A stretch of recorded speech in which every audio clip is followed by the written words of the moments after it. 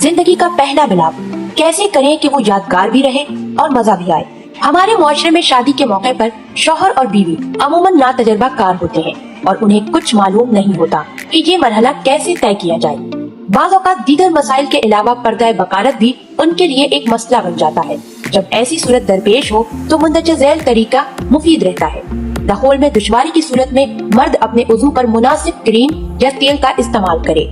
औरत कमर के बल सीधी लेट जाए और अपने कूल्हों के नीचे 2 तकिए रखें और टांगे सीधी फैलाकर खोल दे।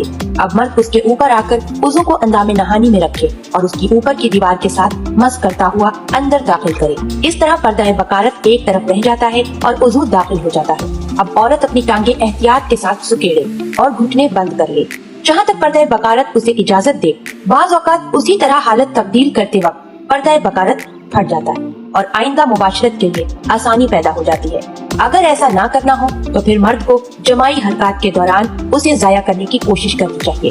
पतला और नरम पर्दा अमूमन इस तरीके से खत्म हो जाता है। पर्दा बकारत के खत्म होते वक्त मामूली मिकदार में खून जारी होता है जो 5 मिनट या उससे ज्यादा देर तक जारी रहता है। उसे बंद करने के लिए औरत को चाहिए कि वो मुबाशरत के बाद अपनी टांगे मिलाकर चंद मिनट तक उसी हालत में लेटी रहे। इसी तरह खून अमूमन बंद हो जाता है। अगर ये खून कई घंटे जारी रहे तो लेडी डॉक्टर की मदद लेनी चाहिए।